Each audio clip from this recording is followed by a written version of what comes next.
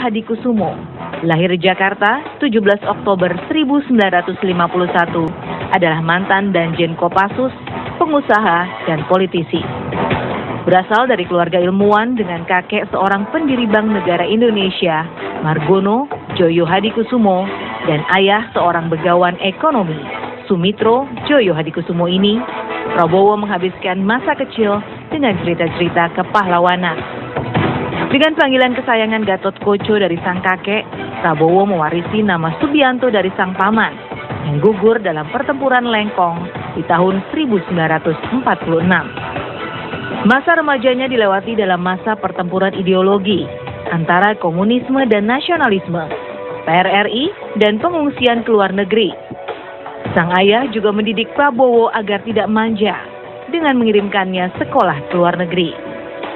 Di luar negeri jugalah Prabowo cilik kerap alami hinaan sebagai minoritas. Hinaan yang membawa rasa nasionalismenya makin mendalam.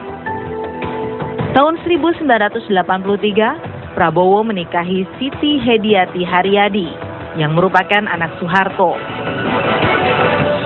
Dari pernikahan tersebut mereka dikaruniai seorang anak, Didit Prabowo, yang menekuni dunia seni dan kini menetap di Eropa. Sayangnya, perkawinan tersebut harus berakhir tak lama setelah Soeharto lengser dari kursi kepresidenan lewat gerakan reformasi 1998. Kini, Prabowo makin serius menapaki karir di dunia politik dengan mencalonkan diri jadi presiden dalam pemilu 2014. Anda menyaksikan 1 jam lebih dekat bersama saya Alvito Dinova Gintings. Ini berbeda dengan format 1 jam lebih dekat yang Anda biasa saksikan karena hari ini kami berkesempatan untuk mewawancara calon presiden nomor urut 1 Bapak Prabowo Subianto yang akan bercerita kepada kita banyak hal yang kemudian juga menjadi referensi Anda kemudian untuk menentukan pilihan Anda dalam pemilu di 9 Juli mendatang, pemilihan presiden tentu saja gitu ya. Selamat siang Pak, apa kabar Pak? Selamat siang. Banyak orang yang melihat bahwa politik fenomena pilpres sekarang dengan hanya ada 2 pasang itu kemenangan diupayakan dengan at all cost. Saya tidak tahu sejauh mana Bapak memfollow up atau mengikuti kampanye against Bapak, baik itu kampanye hitam yang sifatnya fitnah maupun kampanye negatif yang sifatnya menjatuhkan dan menceritakan yang tidak baik dari sisi Bapak. Pertanyaan saya yang pertama, apakah Bapak mengikuti itu? Terus terang aja saya tuh nggak terlalu peduli. Kenapa? Ya karena... Tapi politik adalah citra kata orang. Iya, tapi yang saya perjuangkan adalah masa depan. Yang saya perjuangkan adalah strategi untuk membawa Indonesia menjadi negara kuat.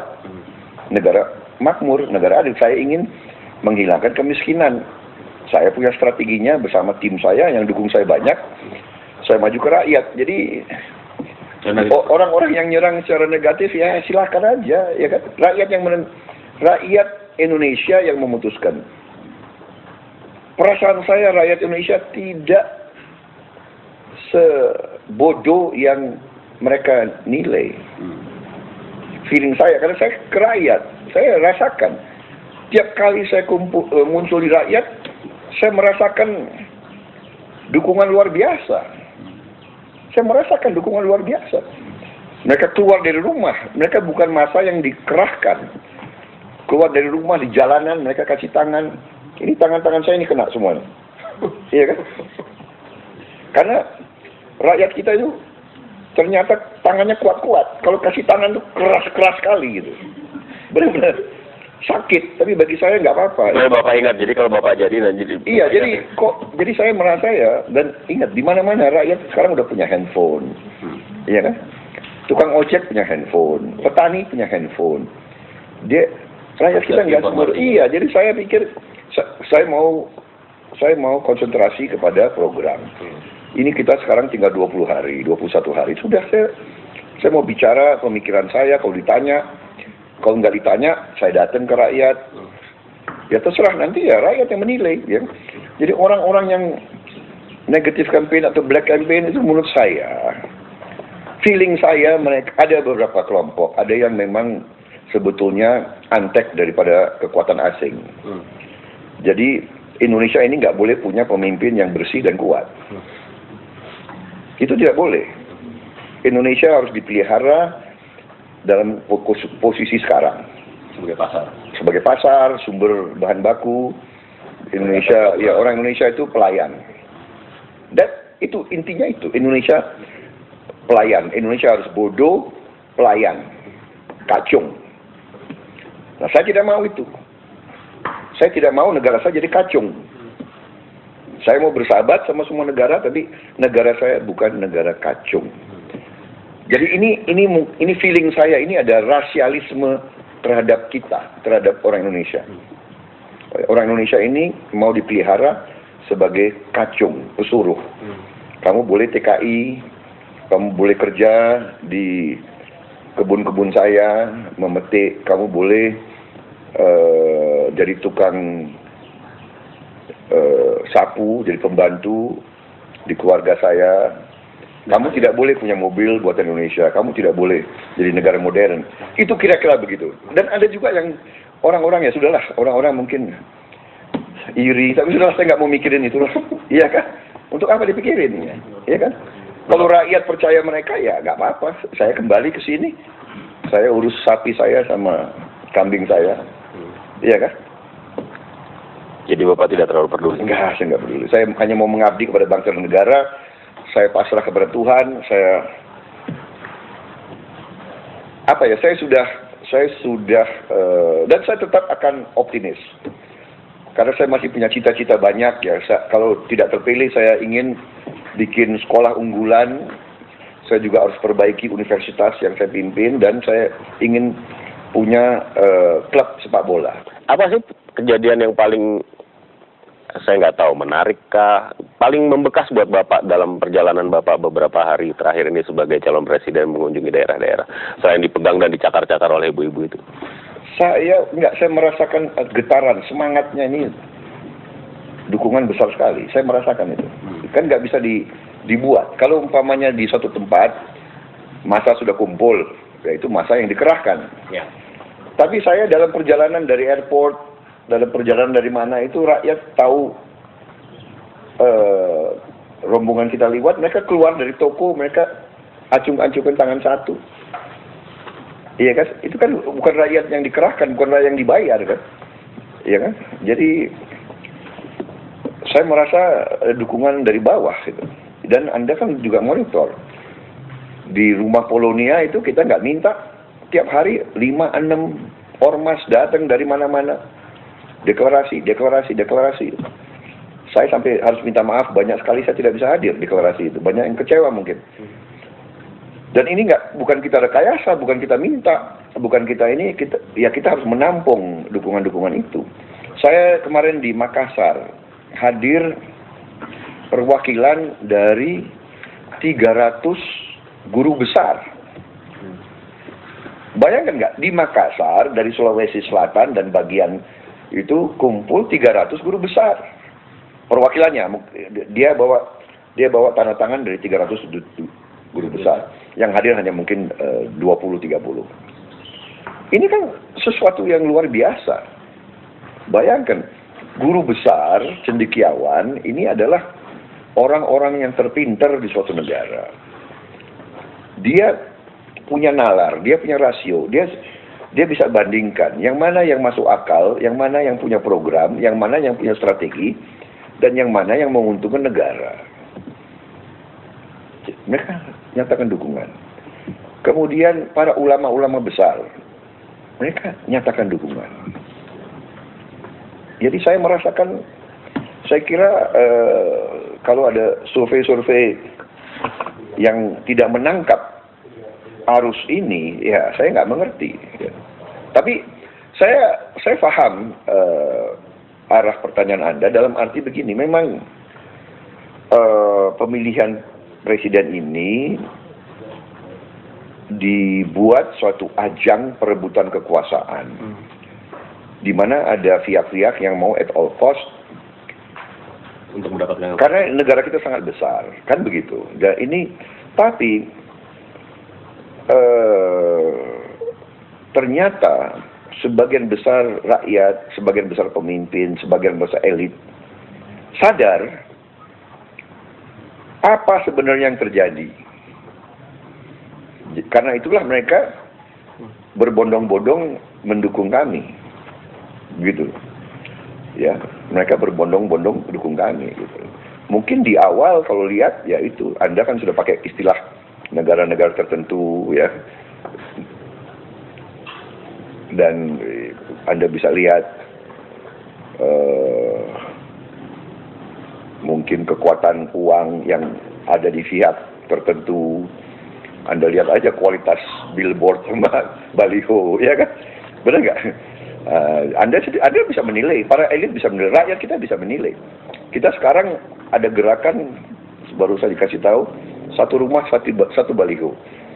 Jadi mereka sendiri bikin baliho sendiri, karena ya kita punya kemampuan juga terbatas. Saya secara pribadi saya hidup berkecukupan, benar. Saya juga demikian tokoh-tokoh di koalisi kami. Tapi kekuatan yang bisa kami kerahkan dibandingkan yang bisa dikerahkan oleh pihak-pihak tertentu kan jauh. Tapi kita percaya, saya percaya kepada kekuatan rakyat. Saya percaya. Bapak katakan tadi ada fase di mana dalam melaksanakan tugas Bapak hampir menemui aja.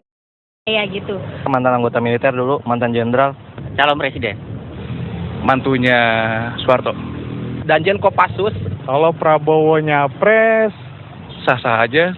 Dia sudah memadai lah kapabilitasnya. Itu haknya dia untuk nyapres ya. Dan kita semua ya hak kita untuk memilih dia atau tidak. Yang penting adil deh.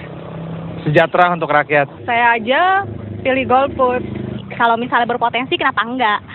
Kalau dikatakan Bapak sudah punya semuanya, Pak. Bapak sudah melewati fase di mana orang mengatakan seseorang itu berhasil. Bapak pernah memimpin pasukan yang besar, Bapak menjadi pimpinan dalam struktur ketentaraan. Bapak seorang pebisnis yang juga sukses, gitu. Orang banyak bertanya, mengapa kemudian seorang Prabowo mau jadi presiden? Apakah kekuasaan juga menjadi aim dia? Jadi Pak Alvito, saya lahir tahun 51, ya. Tahun 51 itu 1 tahun setelah Indonesia menerima kedaulatan dari Belanda.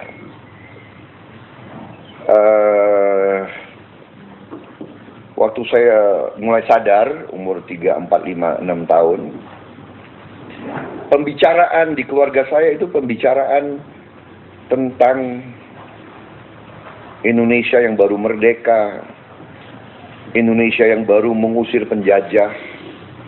Keluarga saya adalah keluarga merah putih. Karena dulu ada keluarga yang ada bangsa elit, ya, di elit ada yang ikut Belanda dan ada yang ikut Republik. Kita yang ikut Republik. Jadi kebanggaan terhadap bangsa sangat besar.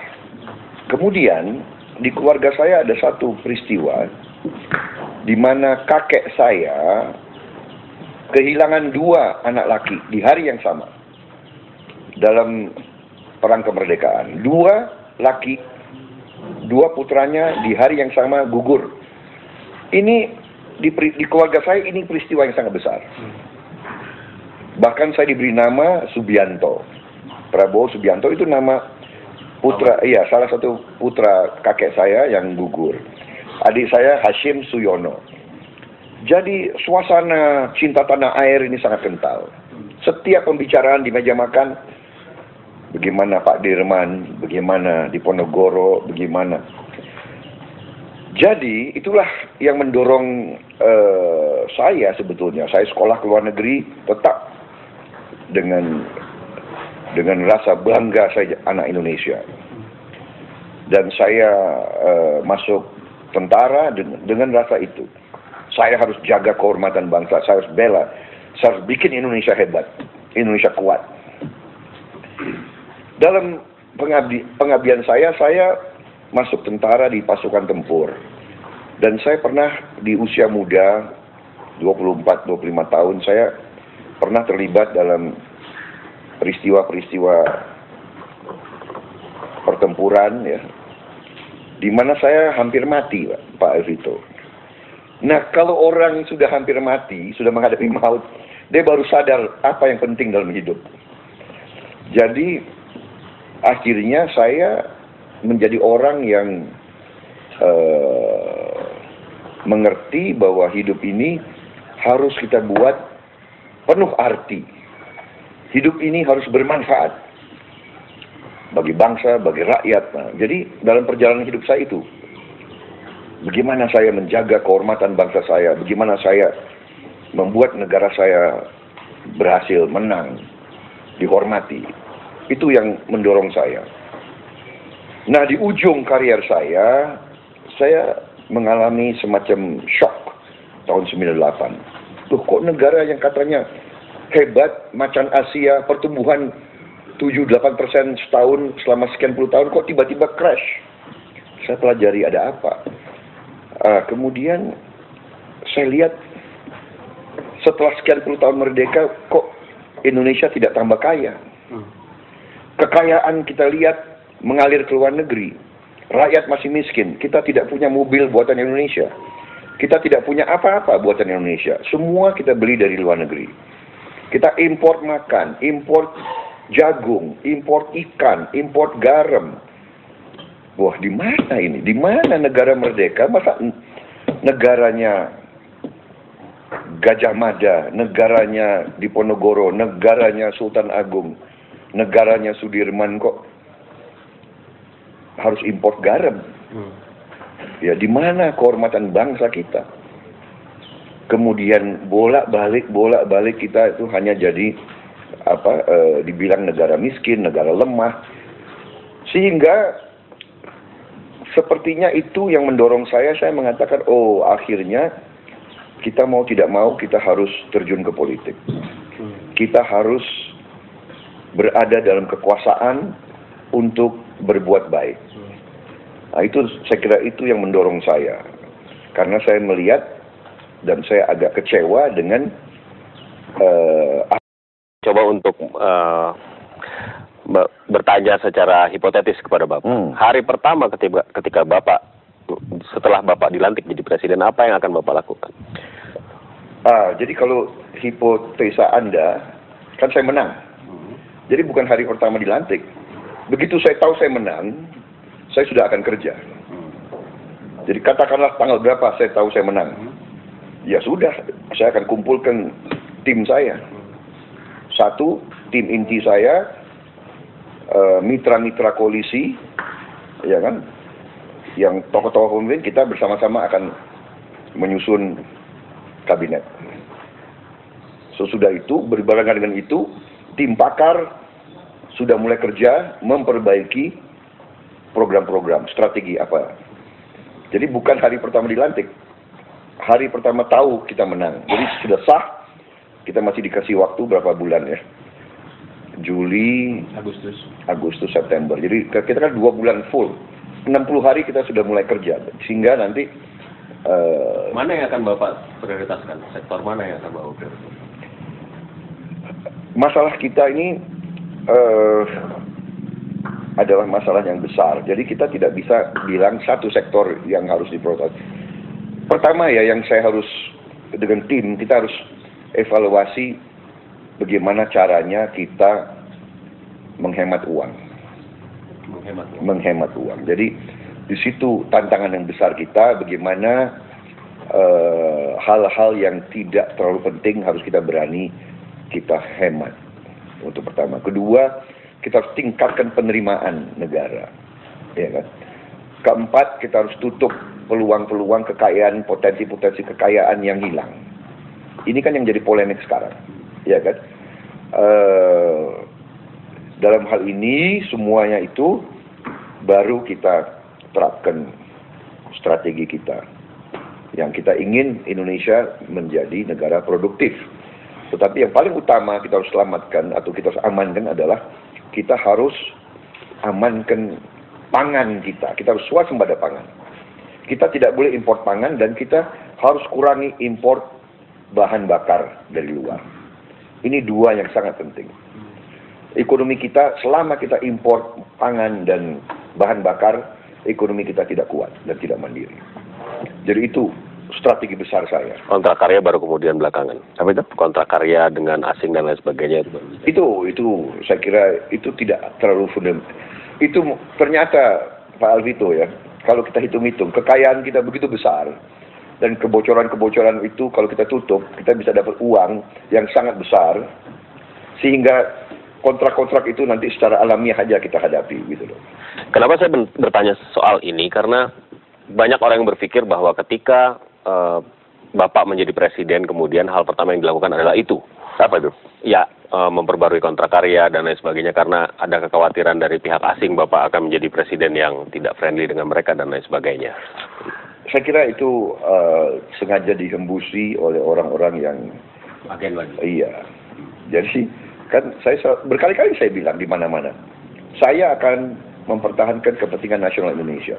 Tapi kepentingan nasional Indonesia kadang-kadang harus mengakomodasi kepentingan negara lain. Kita butuh juga negara lain di Indonesia, kan begitu kan? Dan saya katakan bahwa ini urusannya urusan kita. Ya dalam arti kebocoran anggaran itu kan di kita. Penggelembungan proyek, markup itu kan di kita. Kan begitu kan? Proyek-proyek yang gagal, jembatan nggak ada gempa jatuh sendiri, itu kan urusan kita, bukan urusan asing. Jadi ini bukan saya anti asing, tidak.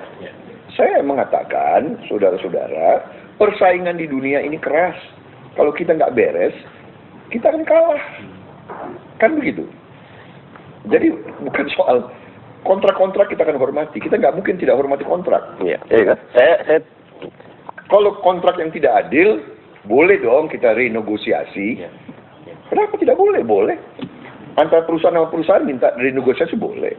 Kan begitu. Saya menggunakan istilah mitos barangkali. Saya tidak tahu mungkin ada istilah yang tepat untuk itu. Mitos yang mengatakan bahwa seorang presiden Indonesia terpilih yang akan menjadi presiden secara legitimate harus mendapat dukungan proper dari kekuatan-kekuatan asing. Bapak percaya dengan itu? Ya kalau begitu untuk apa kita merdeka, Pak? Ya udah kita minta aja negara asing tentukan. Daripada capek-capek kau kirim aja deh presidennya dari kamu. Iya kan?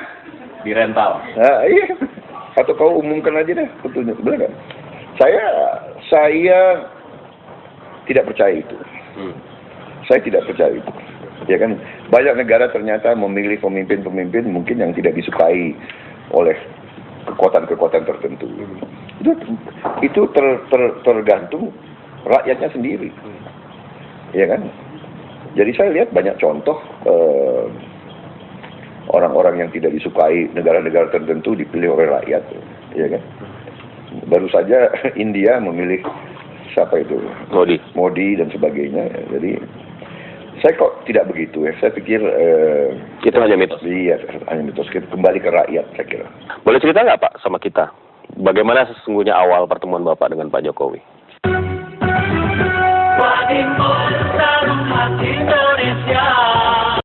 Atur stamina dan power Anda gitu. Saya bisa tidur di mana saja, walaupun sebentar, seperempat jam saya bisa tidur. Itulah. Di mobil saya tidur, di pesawat saya tidur, di helikopter saya tidur. Begitu ada kesempatan saya tidur, istirahat, recharge. Kemudian saya minum kopi. Orang biasanya agak menghindari kopi kan untuk kesehatan katanya. Bapak justru saya justru butuh kopi, Pak. Bapak mengikuti perkembangan hasil survei belakangan ini? Saya sepintas ya, karena survei di Indonesia itu kita harus tanya itu yang bayar siapa, ya kan? Karena survei itu kan industri ya, ya kan? Ada orang yang hidup jualan survei gitu loh. Jadi ini yang repot kadang-kadang. Karena dia hidup jualan, ya ke klien dia harus kasih berita bagus, ya kan? Ke klien supaya ada harapan dan kontraknya diperpanjang terus gitu loh. Hasil survei menunjukkan bahwa elektabilitas Bapak dan Pak Hatta meningkat dalam in growing lah gitu ya. Walaupun belum bisa mengalahkan kompetitor Bapak, katanya begitu. Bagaimana tanggapan Bapak soal itu? Ya itu, saya bilang saya kok... Anda termasuk yang a priori terhadap hasil survei? Saya punya pertimbangan sendiri, saya punya hitungan sendiri, dan sekarang sudah mulai kelihatan kan, walaupun itu survei-survei dari pihak yang bukan pro kita, tetap aja mengakui bahwa kita terus momentumnya naik terus. Ya. Buat orang-orang yang tidak mengetahui perjalanan sejarah atau tidak mengikuti perjalanan sejarah politik Pak Prabowo dan Jokowi, Pak Jokowi, itu mungkin nggak paham sebelumnya Bapak dan Pak Jokowi ada di di sisi yang sama melakukan perjuangan politik. Boleh cerita nggak Pak sama kita? Bagaimana sesungguhnya awal pertemuan Bapak dengan Pak Jokowi? Saya ini kan Ketua Umum Asosiasi Pedagang Pasar seluruh Indonesia, ya, pedagang pasar. Dan pedagang pasar ini selalu dikerjain oleh perusahaan besar kerjasama dengan Pemda di mana-mana, iya kan?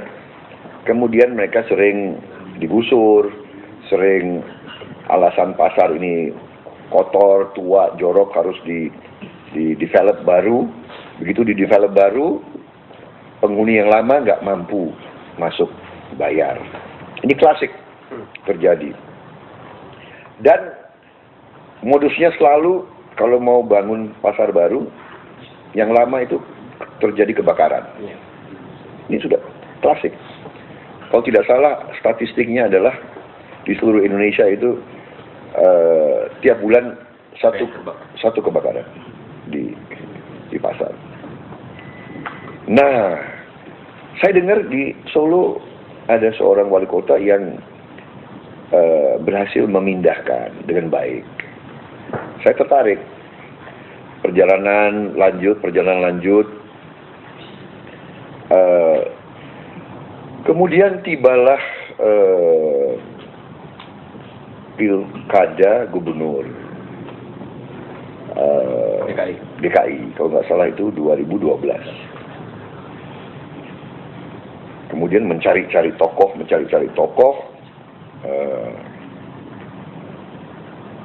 Ya waktu itu sebetulnya partai saya sudah mau dukung Pak Fauzi Bowo.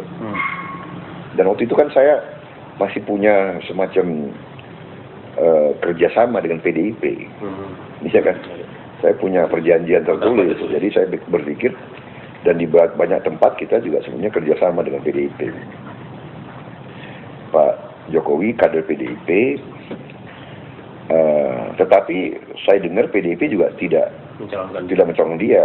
Baru akhirnya saya ke Ibu Mega, saya meyakinkan Ibu Mega untuk dukung Jokowi, dan akhirnya kita juga cari wakilnya. Terjadilah itu Jokowi dengan saudara Basuki. Jadi mastermind-nya sebenarnya Bapak? Si siapa namanya, Ahok itu. Iya, mastermind-nya adalah Bapak Jokowi. Ya, saya nggak mau ngaku mastermind, tapi begitulah kejadiannya. Jadi saya menggagas karena desakan anak muda ingin suatu wajah baru. Dan kita lihat, saya juga waktu itu ya saya terkesan juga ke situ, ke arah mungkin we need a new leader untuk Jakarta gitu. Indian, Bapak kemudian berkompetisi dengan dia. In the end kita berjuang keras, dia menang jadi gubernur, dan ujungnya dia maju melawan saya. Pertanyaannya kemudian, bagaimana perasaan Bapak? Ya, bagaimana ya perasaan saya kira saya juga manusia kan. Ya, manusia kan punya perasaan. Ya, tebak aja sendiri bagaimana perasaan saya. Iya kan? Terserah. Kalau Anda Bapak menjalani proses berpolitik, apa yang menurut Bapak paling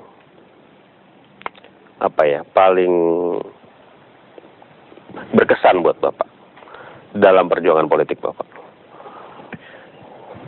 Yang berkesan ya, saya kira adalah kesempatan mengutarakan hal-hal yang tidak pernah diutarakan oleh tokoh-tokoh lain.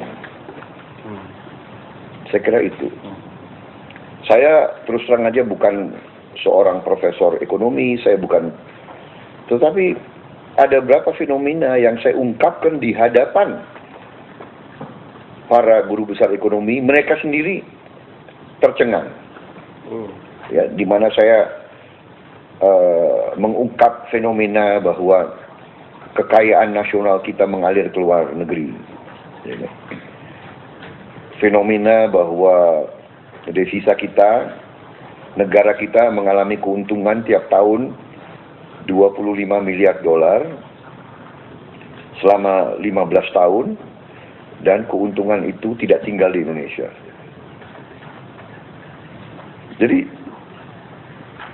bayangkan, ternyata para ahli ekonomi yang begitu banyak di Indonesia, tidak ada satupun selama 15 tahun ini yang mempersoalkan kenapa kekayaan nasional kita tidak tinggal di Indonesia. Nah, saya bertanya, kalau kita bekerja dan penghasilan kita tidak kita pegang, kita tidak pertahankan, itu apa namanya? Itu namanya kan kita budak. Kan begitu, Pak? Kita kalau kuli masih digaji, Pak.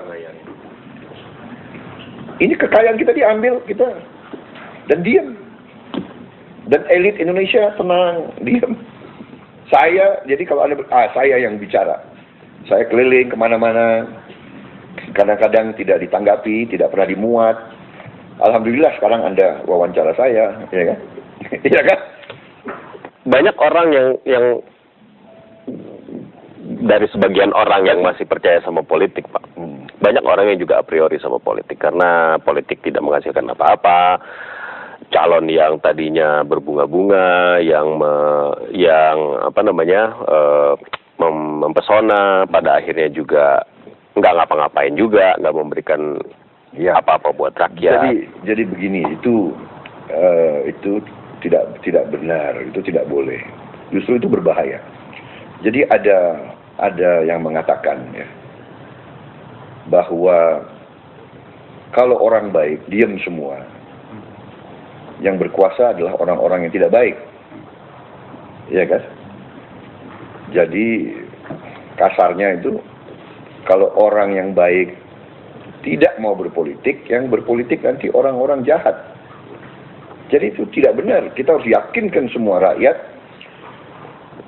para cendekiawan, para tokoh, semuanya harus meyakinkan bahwa politik terlalu penting untuk diabaikan.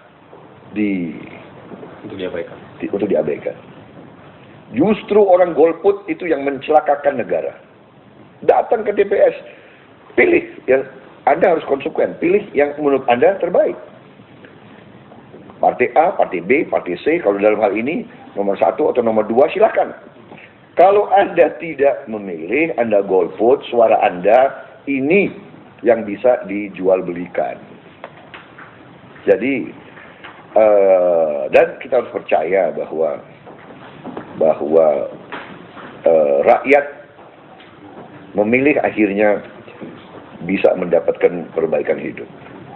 Jadi suatu pemikiran bahwa politik itu tidak berguna itu sama sekali berbahaya untuk perkembangan suatu negara. Jadi saya selalu menganjurkan, terserah. Kalau Anda percaya dengan saya, Anda pilih saya. Kalau tidak, ya pilih yang lain. Nggak ada masalah bagi saya. Ya. Baik, terima kasih Pak atas waktunya. Dalam perjalanan berapa 20 hari ini, masih akan ada hal-hal yang akan Bapak lakukan. Sukses dan yang terbaik buat Bapak dalam pertarungan kali ini. Ya, terima kasih. Terima kasih. Boleh tepuk tangan?